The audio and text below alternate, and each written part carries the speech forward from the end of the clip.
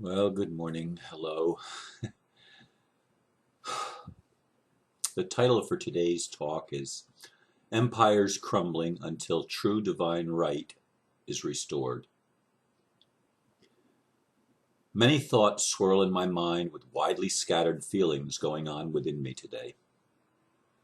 Yes, I am aware that the trouble spots around the world are often manipulated by those wishing to build a one-world empire.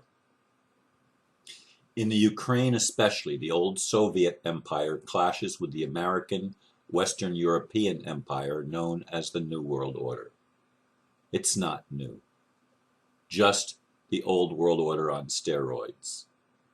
Jeremiah was a prophet in the Old Testament. He was a prophet over kings and kingdoms, to overturn, and overturn these Nimrod-like attempts to create a world order of tyranny, until the true divine right could be restored, ushering in real peace on earth with the fulfillment of age-old promises in every culture. Is this what we are witnessing now?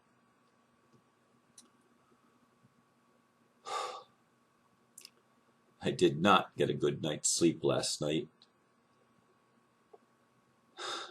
and a dream troubled me as I woke up. I was in a courtroom working for Judge Napolitano, and he sent me to get a file from the clerk, and the clerk wasn't going to give me the file, and I said, "I'm sorry, Judge Napolitano told me that I'm supposed to get the file." And the clerk says, "I'm asking you to leave right now." And I stood there and I said, "Well, I'm going to have you arrested." And then the clerk came back with this man. It was a female clerk. And the clerk came back with this man. And we went into this room and we started talking. And I says, I was doing what I was told by Judge Napolitano. He says, "Well, I don't care. I'm going to have you arrested." And that's when I woke up. And so that dream, I was trying to figure that out. And then I looked at some of the dialogue with Peter Engler and others on the video that's up this morning about Venezuela and the Ukraine and the trouble spots there. Do you hear the cries from those regions? And something that Peter said really got at me. He said he saw a movie, a 3-hour movie. He didn't find it right away. It might be up now, but it wasn't when I started doing this, preparing for this talk. He mentioned that he's from Switzerland and that Switzerland is the seat of the Pharaoh. And that's what the movie that he mentioned. And all of a sudden, things started clicking in my mind. And I thought, oh shit. Swiss-Indo, Switzerland, Indonesia, Swiss-Indo. The clash, the manipulation by Western things against a government that's pro-Russian because they turned down the Ukrainians turned down a loan from the Western alliances, if you will, European alliances, and took a loan from Russia, aligning them with, again, the BRICS nations of the world, which stand in opposition to the one world government, or the New World Order, rather, of the Western forces, the Jesuit and City of London and DC alliances that Tel Aviv is also very much involved in, because it's the same game. It's the Rothschild Rockefeller empire, and there's probably other people whose names we don't even know that are also involved. But it's a clash of civilizations, a clash of ideologies that want to build a new world order. And then I had the interview with Karen Colland a week or so ago, and we were talking about past lives and soul fragments and stuff like that, and I mentioned that I identified very strongly with Jeremiah. And I had never even thought about that till I said it. I mean, yeah, it was obviously there somewhere, but it's not something that I was paying any attention to till I said that, and then I'm thinking, oh shit. What was Jeremiah about? He was a different kind of a prophet. He was known as the weeping prophet. For one thing, he wrote the book of Lamentations in the Old Testament, which is a book of weeping and crying, but he was set up over kings and kingdoms. And he was going to overturn and overturn and overturn them. In other words, it would be a constant evolution of kingdom attempts. And he wrote that probably at the time of the Babylonian Empire, which is why I said Nimrod-like, because Babylon was probably the first attempt at a world empire. And bear in mind, that's Iraq. And then the Persian Empire came after that. That's Iran. And the Pharaoh in Switzerland, that's the Egyptian. The Egyptians were never really a world empire. There was the Greek and then the Roman, and we're still in the Roman Empire, sort of, today. Just widely fragmented Roman Empire, but a Roman Empire through the Vatican. So you've got all these players involved going on right now. And then you've got Swiss Indo and Mr. Sino. This is what I almost shared, and I said, I'll save that for another time. Mr. Sino has 3 names. This is from Mr. Prijo Handon. I don't even. So I apologize. I'm really bad at pronouncing some of these Indonesian names. But in any case, it came to me as one of the emails from this gentleman. And he said, Mr. Sino have 3 names with different soul. Sino, Mr. Sino, represents the military to make war with data, or if a must, the real military order. His unseen military were billions of unseen and UFOs. He was a God, sky, earth. Not only earth, sky too.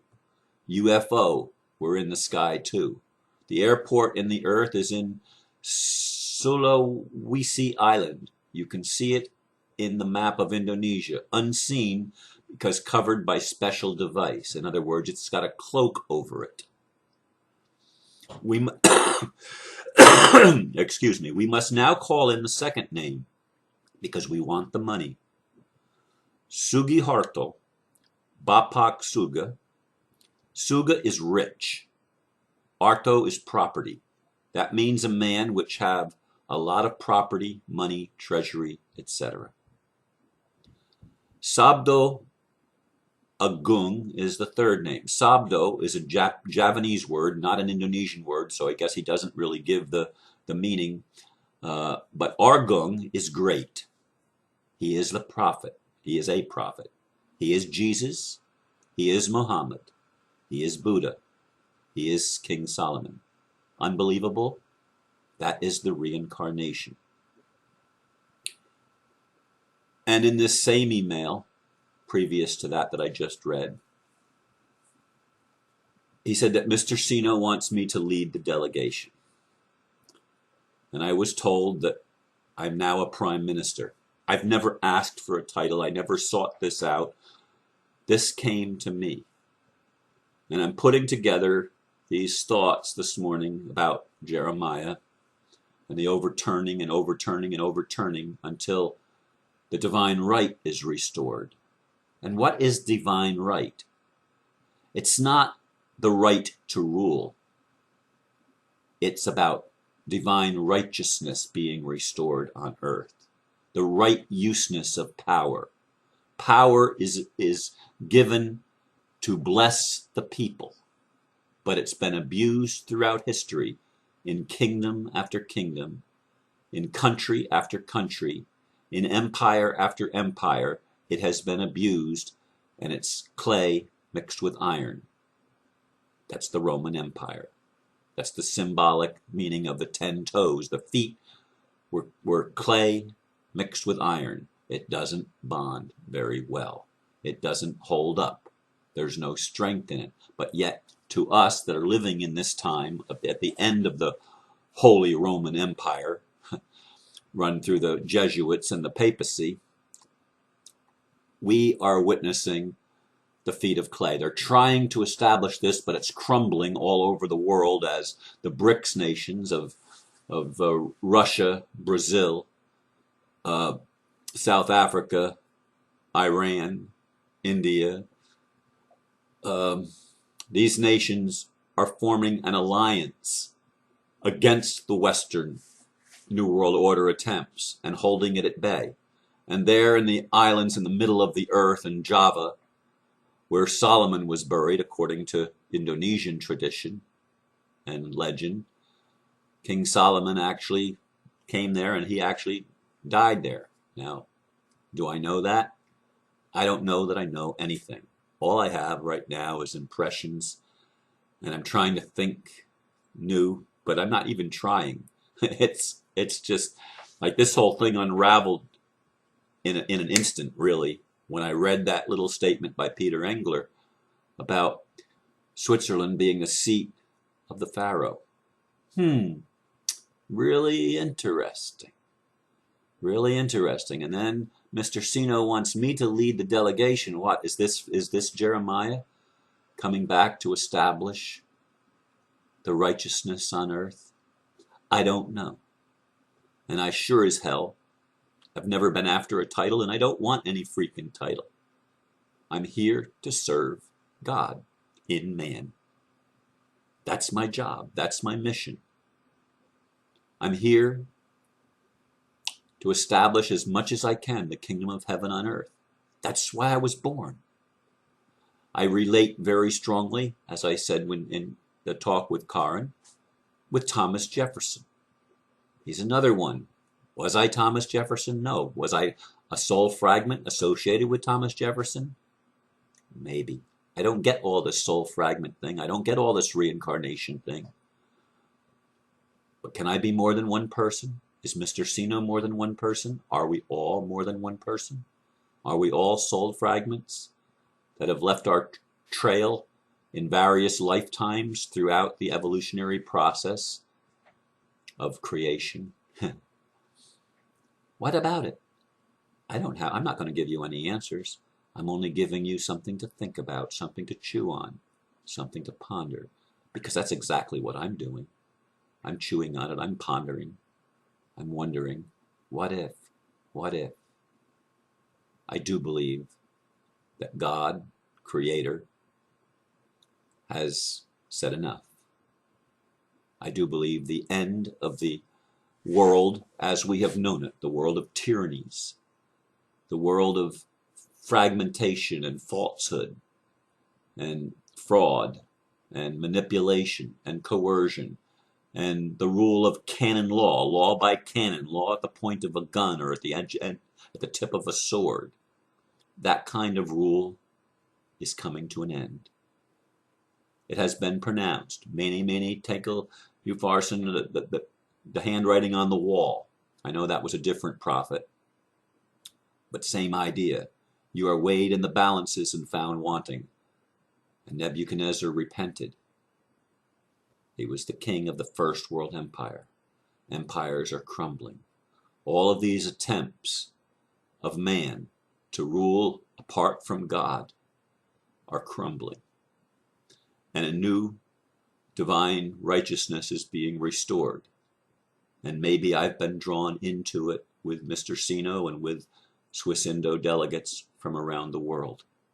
Maybe this is the plan of God. I believe it is, to restore all of the things that have been stolen, all of the wealth that has been squandered by people that believe they had the divine right of kings to dominate the world, not to serve the world, but to dominate and to eat the fat of the world. And now it's coming to an end. I think so. I feel so. But I'm still scared. I'm still scared because now they've threatened my home again. And you better believe I am not going to make a trip to Indonesia or anywhere else. as long as my home is being threatened and my family is being threatened. See, all of these things are creating that widely scattered feelings going on within me.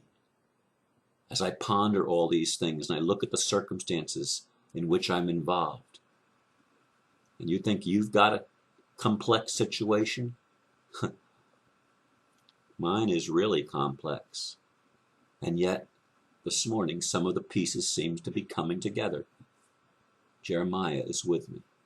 Jefferson is with me. God is with me. Mr. Sino and the Indonesian team love me.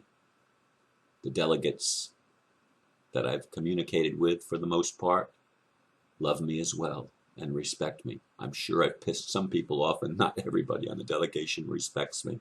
And that's okay, because it's all a process anyway.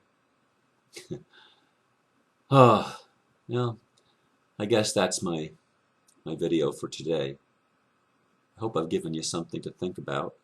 It's certainly something that I'm thinking about. And I want you to rest assured that no title, no position is going to go to my head. I'm for all of humanity and for God in all of humanity. And I recognize that God is in each of you. Yes, even you dark workers, whether you like it or not. Because the only thing that is made from only that which is the prime source, creator, whatever you want to call God. We all come from that, and we're all the children of the Most High. And the Most High seems to be moving toward the restoration of righteousness, the divine right to rule in peace, and not rule so much as to serve. Thank you for listening. Namaste.